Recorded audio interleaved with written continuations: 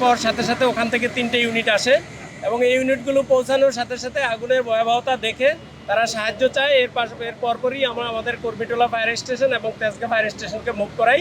সব মিলে আমাদের 8টা ইউনিট এখানে এসেছে। 8টা ইউনিটের সবাইকে কাজ করতে হয়নি, 6টা ইউনিট কাজ করেছে এবং 2টি ইউনিট স্ট্যান্ড বাই অবস্থায় ছিল। তো এটা একটা হাইরাইজ ভবন, আপনারা দেখেছেন এই ভবনের 9 এবং 10 তলায় আগুন ছিল। আমরা এসে তাৎক্ষণিক আমাদের ইনসাইড এবং আউটসাইড দুই দিক থেকেই আমরা অগ্নি নির্বাপনের চেষ্টা করি। তো আমরা চেষ্টা করে আমরা 8:30টার সময়, 8:15টার সময়, 8:15 ওই 8:15টার সময় আমরা আগুন আমাদের নিয়ন্ত্রণে নিয়ে আসি। আগুন এখনও আমাদের নিয়ন্ত্রণে আছে। এরপরেও আমাদের সম্পূর্ণ নির্বাপন করতে আরও কিছু সময় লাগবে। আমাদের টিম কাজ করতেছে সকল ফ্লোরে, অগ্নিদগ্ধের সব ফ্লোরেই আমাদের লোকজন আছে এবং আমরা এখনও অগ্নি নির্বাপনের চেষ্টা করে যাচ্ছি। সম্পূর্ণভাবে নির্বাপন করতে হয়তো আরও কিছুক্ষণ সময় লাগবে।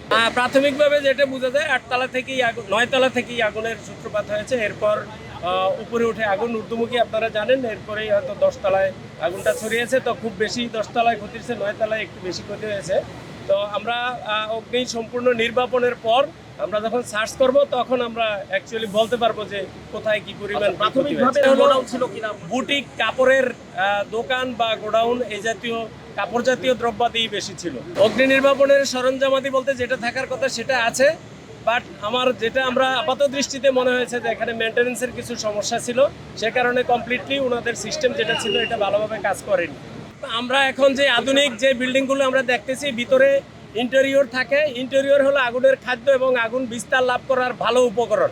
যে সমস্ত বিল্ডিংয়ে ইন্টেরিয়র থাকে এগুলোতে আগুন খুব দ্রুত বিস্তার লাভ করে, আগুন ছড়ায় খুব তাড়াতাড়ি এবং ধোঁয়া সৃষ্টি করে এবং সেখানে অগ্নি নির্বাপনে আমাদের প্রতিবন্ধকতার সৃষ্টি হয়। তো ইন্টেরিয়র ছিল এখানেও। আর আমরা পানির যেটা আমাদের নিজস্ব পানিবাহী গাড়ি থেকে পানি দিয়েছি এবং এই বিল্ডিংয়েরই আন্ডারগ্রাউন্ড রিজার্ভার আছে এবং আশেপাশে 2-1টা বিল্ডিংয়ের আন্ডারগ্রাউন্ড রিজার্ভার থেকে আমাদের পাম্প সেট করে আমরা পানি উপরে উঠিয়েছি। সবাই বেরিয়ে আসছে। আমরা আসার পর কাউকে আহত নিহত বা এই জাতীয় কাউকে উদ্ধার করতে পারিনি। তারপরেও আমরা যেটা বলছি সেটা হলো যে আমরা এখনও অগ্নি নির্বাপনের কাজ করছি।